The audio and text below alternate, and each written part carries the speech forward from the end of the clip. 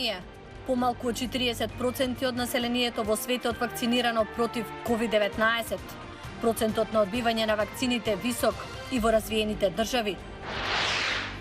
Врховниот суд на САД и Конгресот ја продолжуваат дебатата за правото на абортус. Што е ново? А што ќе одлучи администрацијата на Бајден за стотици илјади имигранти без документи кои денес живеат во Америка? Останете со нас. Поздрав од Вашингтон. Ова е Ньюсфлеш на Гласот на Америка на македонски. Јас сум Милена Ѓоргиевска. Бројот на заразени со ковид на глобално ниво надмина 250 милиони, а во Македонија изминатава недела бројот на нови случаи се зголемил за 25%, соопшти Институтот за јавно здравје. Иако бројот на заразени во светски рамки се намалува изминативе 3 месеци и натаму 50 милиони луѓе се заразуваат со коронавирус на секои 90 дена. Според официјалните податоци, повеќе од половина од населението во светот не примило ниту една доза вакцина против COVID-19 и само помалку од 5% на граѓаните во сиромашните држави примиле една доза вакцина. Причина за ваквата статистика и проблемот со одбивање на вакцините, кој постои во развиените држави како Америка, каде досега само 58% од граѓаните се целосно вакцинирани. А зошто луѓето се сомневаат во нови вакцини?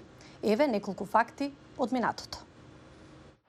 И покрај напорите на научниците и медицинските лица да ги уверат американците дека вакцината е безбедна и мерка во вистински правец, многумина остануваат скептични. Феноменот не е нов. Пред 70 години така било и во однос на вакцината против полио. Вакцината го стимулира телото да произведе своји антитела. Антителата може да помогнат во спречување на заразата. Така функционира вакцината против полио. Научниците велат дека да се искорени заразата што предизвикува пандемија, луѓето мора да стекнат колективен имунитет не само во некои држави, туку насекаде во светот. Но тоа оди тешко.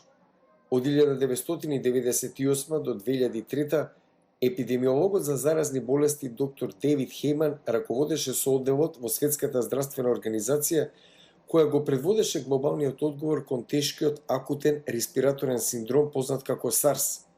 Претходно работел 13 години како епидемиолог во Африка. Во 2003 во Нигерија имаше гласини дека вакцината против полио предизвикува стерилност кај девојчињата. Некои провинциски гувернери ја запреа вакцинацијата. 6 месеци Нигерија предводеше во светот со случаи на полио. Во соработка со верските лидери и владините лица проблемот беше решен и Нигерија ја елиминира болеста. Доктор Джонас Салк во соработка со советски научници разви една од вакцините против полио во САД. И покрај затегнатите односи меѓу државите, грижата за глобалното здравје надвладеала. И тоа е добро, зашто преносливи зарази може да се вратат како бумеранг ако не ги контролираме. Луѓето кои одбиваат вакцина против COVID-19 честопати аргументираат дека вакцините се развивани пребрзо и оти малку се знае за долгорочните ефекти. Според New York Times, помалку од 40% од светската популација во моментов се вакцинирани. Законот за абортус во сојузната држава Тексас повторно ја обнови дебатата во САД дали е легално да се ограничи правото на жените да ја прекинат бременоста. Законот неодамна стигна и во Врховниот суд на САД. Највисокиот суд во САД се занимава со најспорните прашања. Беа сослушани аргументи за првата од две постапки кои го оспоруваат законот број 8 на Тексас, нова легислатива што го ограничува абортусот веднаш штом ќе биде детектирана срцева активност кај фетусот, околу 6-та недела од бременоста. Иако законот е очигледно противуставен, неговата уникатна структура која се потпира на спроведување од страна на граѓаните, односно на системот на пријавување, досега му овозможи да избегне правна ревизија. Уникатниот елемент во законот на Тексас им нуди на граѓаните финансиска награда доколку информираат за лекари кои извршуваат абортуси. Ова најде на осуда од страна на групите кои поддржуваат абортус. Тие велат дека ја прекршува одлуката од 1973 година според која абортусот е уставно право. Законот 8, кој го забранува абортусот по 6-та недела, го прекршува централниот принцип на одлуката од 1973 година и представува речиси целосна забрана на абортусот, забранувајќи го пред повеќето луѓе да знаат дека се бремени. Од тука Законот 8 е противуставен. Законот, кој е во сила повеќе од 2 месеца, стигна пред Врховниот суд по забрзана постапка. Но конзервативните правни аналитичари велат дека одлуката на судот нема да има ефект врз федералната заштита на правото на абортус. Нема да стигнат до прашањето дали абортусот е уставен или неуставен, туку дали треба да има граѓанско спроведување на уставното право. Со други зборови, ќе се испитува дали начинот на кој се напишани законите на Мисисипи или Тексас се исправни. Противниците на правото на абортус велат дека законот е важен чекор кон заштита на правото на живот.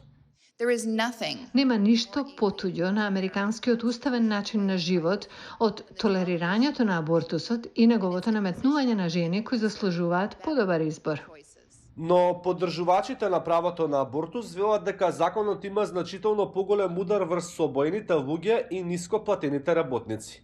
Ги принудува жените да одат за абортус во други сојузни држави каде има помалку рестрикции. Абортусот е благослов, абортусот е чин на љубов, абортусот е слобода. Барам од комитетот да им помогне на нашите заедници. Ни треба федерална заштита на правото на абортус. Анкетите покажуваат дека мнозинството американци ја поддржува одлуката од 1973 година според која абортусот е уставно право. Врховниот суд ќе ги сослуша аргументите по вториот случај на оспорување на законот од Тексас оваа недела. А 700.000 имигранти во САД кои биле донесени како деца се уште немаат документи. Што прави администрацијата на Бајден да го реши овој проблем? 22 годишната Дајана Лило била родена во Грција во албанско семејство. Сепак единствениот дом што таа го знае се САД.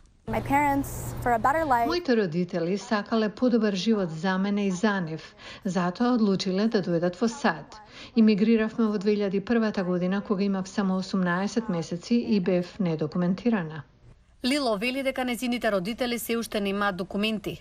Таа е една од околу 700.000 недокументирани млади лица, кои биле донесени во САД како деца.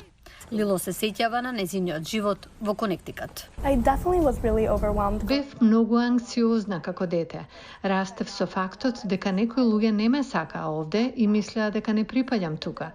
Но ова е единствениот дом што од секогаш сум го имала. Јас припаѓам тука. Она што ги прави работите уште потешки за Лило е што таа нема ниту албанско, ниту грчко државјанство. Таа е една од околу 200.000 лица кои живеат во САД без државјанство. Никогаш немав можност да патувам надвор од САД, бидејќи немам државјанство, немам пасош и дури утре да ми дадат зелена карта, се уште не би можела да излезам од земјата. Во 2012 година, председателот Барак Обама потпиша извршна наредба да ги заштити младите луѓе како Лило преку програмата за одложено пристигнување на деца во САД, позната како ДАКА. Лило вели дека оваа програма и помогнала да живее понормален живот, без страв како порано. Но ова лето судија во Тексас пресуди дека ДАКА е нелегална програма.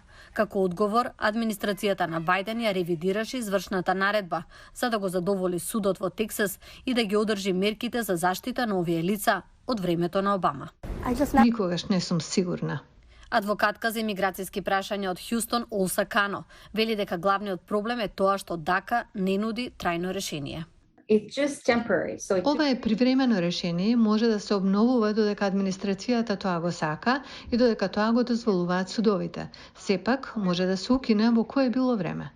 Лило не се откажува од незиниот сон. Таа сега студира на Универзитетот Хардвард и се надева дека еден ден ќе стане адвокатка за имиграцијски прашања. Благодарам на вниманието. Јас сум Елена Ѓоргиевска. Пријатно утре.